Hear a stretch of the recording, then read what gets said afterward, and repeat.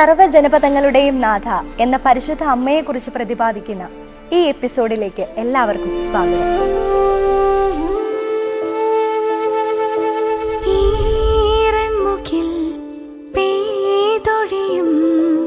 ഹൃദയങ്ങളിൽ മഴവില്ലായി തെളിയുന്നോരമ്മേ, എൻ തണലായി ഈ മരുഭൂവിൽ അളവില്ലാ സ്നേഹം നൽകണമേ. അവർ ലേഡി ഓഫ് ബൊറൈൻ, സുവർണ ഹൃദയമുള്ള അമ്മ. ബെൽജിയത്തിലെ ബൊറൈൻ ഗ്രാമത്തിൽ 1932 നവംബർ 19 മുതൽ 1933 ജനുവരി 3 വരെ നിരക്ഷരരായ കുട്ടികൾക്കാണ് പരിശുദ്ധ അമ്മ പ്രത്യക്ഷപ്പെട്ടത്. ഒരു വൈകുന്നേരം കുട്ടികൾ റെയിൽവേ പാലത്തിന്റെ ഭാഗത്തുകൂടി നടക്കുമ്പോൾ പ്രകാശമുള്ള ഒരു നിഴൽ അല്പം അകലെ നീങ്ങുന്നതായി കണ്ടു. മറ്റുള്ളവർ കൂടി ഈ ദർശനം കണ്ടതോടെ അത് പരിശുദ്ധ അമ്മയാണെന്ന് തിരിച്ചറിഞ്ഞു. പ്രത്യക്ഷീകരണങ്ങളെല്ലാം വൈകുന്നേരങ്ങളിലായതിനാൽ ആ സമയത്ത് ആളുകൾ കൂടുവാൻ തുടങ്ങി.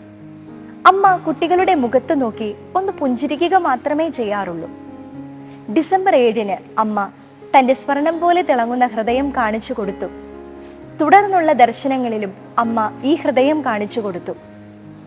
ഡിസംബർ 23 അമ്മ പറഞ്ഞു, പ്രാർത്ഥിക്കുക, ധാരാളം പ്രാർത്ഥിക്കുക, എപ്പോഴും പ്രാർത്ഥിക്കുക.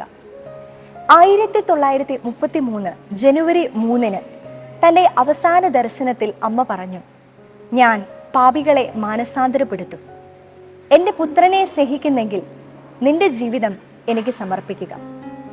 സുവർണ പ്രകാശത്താൽ ചുറ്റപ്പെട്ട ഹൃദയത്തോടെ പരിശുദ്ധ അമ്മ പ്രത്യക്ഷപ്പെട്ടതിനാൽ ബൊറൈനിലെ സുവർണ ഹൃദയമുള്ള അമ്മ എന്ന് അറിയപ്പെടുന്നു.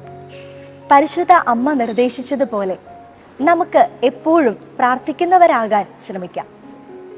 നമുക്ക് പ്രാർത്ഥിക്കാം. സുവർണ ഹൃദയമുള്ള അമ്മേ, ഞങ്ങളുടെ ഹൃദയം നിർമ്മലമായി കാക്കാൻ കൃപ ചെയ്യണമേ.